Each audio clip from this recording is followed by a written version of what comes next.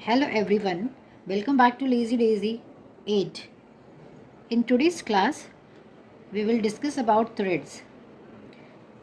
Embroidery में हमें कौन से थ्रेड यूज़ करने चाहिए और उन्हें कैसे हमें रखना चाहिए, संभालना चाहिए, वो सब आज हम सब सीखेंगे। यह है कॉटन का थ्रेड, इसे फ्लॉस कहते हैं, हिंदी में से लच्छी कहते हैं। आप देख सकते हैं कि किस तरह से इसको लेबल लगाया हुआ है। ये नंबर्स में आते हैं, इनके नंबर्स होते हैं, अलग अलग शेड्स होते हैं और उनके नंबर होते हैं। हमें ये लेबल को हटाना होता है।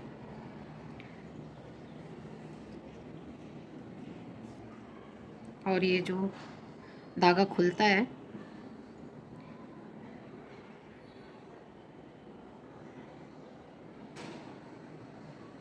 फिर हमें इसके एंड जो होते हैं वहाँ से इसको ऐसे लेना है। जितना हमें लेंथ चाहिए उतना धागा हम इसमें से यूज़ कर सकते हैं। ये जो थ्रेड्स होते हैं आप देख सकते हैं, इसमें बहुत सारे बारीक बारीक थ्रेड हैं। इन्हें ही स्ट्रैंड्स कहते हैं।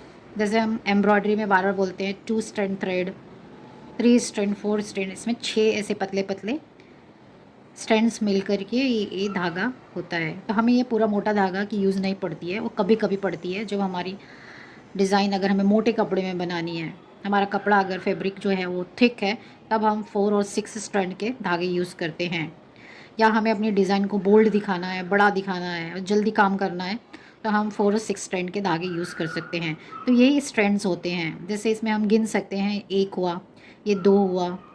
तो एम्ब्रॉयडरी तो वैसे तो बारीक महीन काम होता है, तो इसके लिए हमें 2 स्ट्रैंड थ्रेड यूज़ करने चाहिए। जहाँ ज़रूरत है वहाँ पे 3 स्ट्रैंड। लेकिन अगर हमें अपना काम जल्दी और उसको अच्छा दिखाना है, जैसे एम्बोज्ड, बोल्ड, तो हम 4 भी यूज़ कर सकते हैं। तो हमें इसमें से हम काट के जितना अपनी ज़रूरत का है उस हिसाब से हम इसमें से निकाल सकते हैं। तो ये फ्लॉस है, इसे ही फ्लॉस कहते हैं, लच्छियाँ कहते हैं। ये अलग अलग शेड्स में आती हैं। अगर शेड्स की बात करें तो जब भी हम अपने धागे चुनते हैं, तो सपोज़ ये रेड कलर है और इसका नंबर जो है, इसमें नंबर्स होते हैं। ये एंकर के थ्रेड है, ये कॉटन होते हैं, थोड़े शाइनी लुक लेते हैं। शाइनी लुक इसमें रहता है, हल्का सा कॉटन में थोड़ा शाइन रहता है। इसके नंबर होते हैं। सपोज़ इसका नंबर अगर 212 है, तो हमें क्या करना चाहिए, अगर हमें इसी के शेड्स लेने हैं लाल के, तो हमें क्या करना चाहिए, जो नंबर हमारे पास है उसके बाद 213 नहीं लेना है, 212 के बाद सीधे हमें 214 लेना चाहिए। ऐसे एक हमें स्किप करना चाहिए। तो इसके हमें 2-3 शेड्स ले लेंगे। और शेड हमें पेटल्स में, ज़्यादातर फ्लावर के पेटल्स में हमें शेड्स का हम इस्तेमाल करते हैं तो अच्छे लगते हैं। शॉर्ट एंड लॉन्ग जब स्टिच सीखेंगे तो उसमें हमें शेडिंग के लिए यूज़ होता है। तो धागे जो हैं कभी भी हमें एक ही जो कलर के जो धागे के शेड्स होते हैं, एक नंबर स्किप करके ही लेनी चाहिए। तो धागा खरीदते वक्त हमें ये ध्यान देना बहुत ज़रूरी है। ये कॉटन के हो गए हैं, ये अच्छे कॉटन के क्वालिटी होती है, एंकर के हैं, थोड़े शाइनली होते हैं। और ज़्यादा शाइन चाहिए तो ये होते हैं, रील में आते हैं, ये होते हैं रेशम के धागे, सिल्की थ्रेड्स। लेकिन ये जो होते हैं ये बहुत आसानी से टूट जाते हैं, बहुत कच्चे टाइप के होते हैं। अगर हम इन्हें एक स्ट्रैंड लें तो ये बहुत जल्दी से खट से टूट जाते हैं। लेकिन हम बनाते वक्त 2 या 3 स्ट्रैंड का यूज़ करते हैं तो चलते हैं। लेकिन कॉटन इससे ज़्यादा मजबूत होता है। तो इस तरह से ये आता है। इसमें तो हमें आसानी होती है क्योंकि रील होते हैं, हमें जितना चाहिए उससे डबल लेकर उसे फोल्ड करके हम 2 स्ट्रैंड बना सकते हैं और उसमें मिला करके 3-4 स्ट्रैंड तक ले जा सकते हैं। तो इससे ना हमारे डिज़ाइन में शाइन आता है। ये हो गए हमारे रेशम के धागे, सिल्क थ्रेड्स। और इनमें क्या होता है, सिल्क थ्रेड में आपको ऐसे डिफरेंट शेड्स एक ही रील में भी मिलते हैं। जैसे ये ब्लू और वाइट का शेड है, तो ये हमें एक ही में ही मिल गया। अगर हमें पानी लहर दिखानी है तो हम इसका इस्तेमाल कर सकते हैं। इस तरह से थ्रेड्स आते हैं। ये भी कॉटन है, लेकिन इसकी शाइन और इसकी शाइन अलग है, इसमें उतनी शाइन नहीं है। ये कॉटन के हैं और ये जो होते हैं ये ऐसे बड़े से रिंग बनती है और इसमें एक जगह पे नॉट लगा रहता है। तो हमें इसे काट करके और फिर यहाँ से हम खोल सकते हैं। और खोल के हम क्या कर सकते हैं कि इसके जो धागे हैं कोई पेपर पे या कार्डबोर्ड पे हम लपेट के यूज़ कर सकते हैं और बाकी हम जो है संभाल के रख सकते हैं। तो इनका जो इस्तेमाल है, इन धागों का जो इस्तेमाल है वो जैसे कि हमने केथा और काथा स्टिच किया था उसमें, और ससिस्कोट में यूज़ होता है।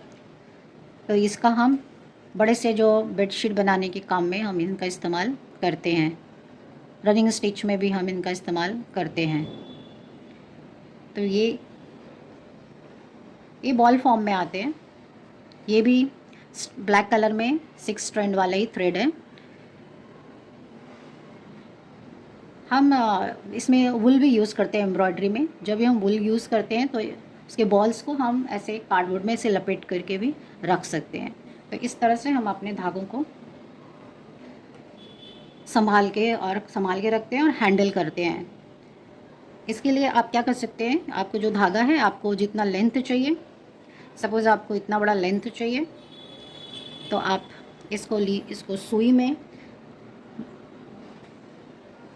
डाल करके और ऐसे एक मोटा क्लॉथ ले करके उसमें होल करके और उसमें से पिरो सकते हैं। आपको जितना थ्रेड चाहिए उसमें से आप ऐसे यहाँ से खींच के 2-3 निकाल सकते हैं, या तो उसे हम बैंगल्स में अरेंज कर सकते हैं। जैसे ये बैंगल्स है, उसमें हम अपने थ्रेड को जितना चाहिए उतना ले करके ऐसे हम चोटियाँ बना सकते हैं। ऐसे चोटियाँ बना करके उसे रख सकते हैं। और फिर पर इससे अच्छा है कि हम उसे एक मोटे थिक कपड़े में छोटे छोटे कट्स लगा के होल बना करके और उसमें हम आधे मीटर या उससे थोड़े कम सुई से पिरो कर रख सकते हैं और बाद में जितने चाहिए उतने निकाल सकते हैं। तो ये हो गया हमारे धागों का कि कैसे धागे और कितने धागे हमें यूज़ करने चाहिए। एम्ब्रॉयडरी जो होती है वो एक बारीक और महीन काम है, तो इसके लिए हमें कम से कम, मतलब कहते हैं कि उसके लिए कम से कम 2 स्ट्रैंड या 3 स्ट्रैंड ही थ्रेड हमें यूज़ करने चाहिए।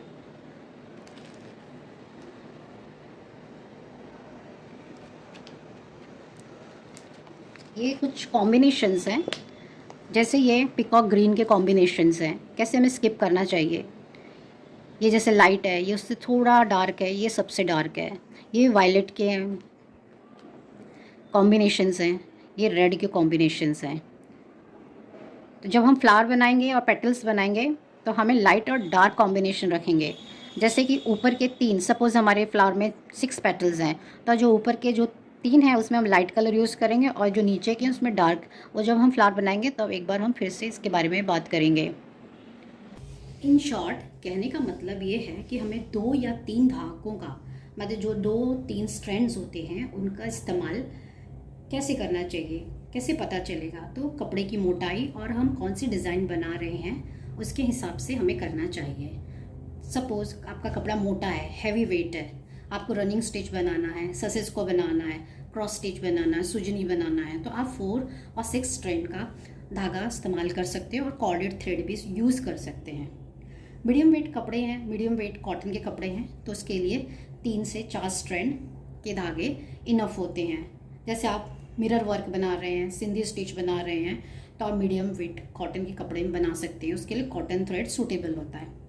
थिन पतले कपड़े हैं तो उसके लिए आपको 2 या 3 स्ट्रैंड्स के धागे यूज़ में आते हैं। जैसे कश्मीरी स्टिच हुआ, तो इसके लिए आपको आप थिन कपड़े में बना सकते हैं 1 या 2 स्ट्रैंड के धागे यूज़ करके, और इसके जो धागे होते हैं सिल्क थ्रेड होते हैं। तो हमें अपने प्रोजेक्ट में देखना होता है, मेरे डिज़ाइन में, कि कॉटन के धागे सूटेबल हैं या सिल्क थ्रेड सूटेबल हैं। तो हमें इस तरह से अपने धागे का चुनाव कपड़े की मोटाई के हिसाब से करना चाहिए। और लास्ट में एक बात कि जब भी हम अपने सुई में धागे को पिरोते हैं तो हमें पानी से उसे गीला करके फिर पिरोना चाहिए, उसे जूठा नहीं करना चाहिए। Thanks for watching, do subscribe my channel. Till then, good bye.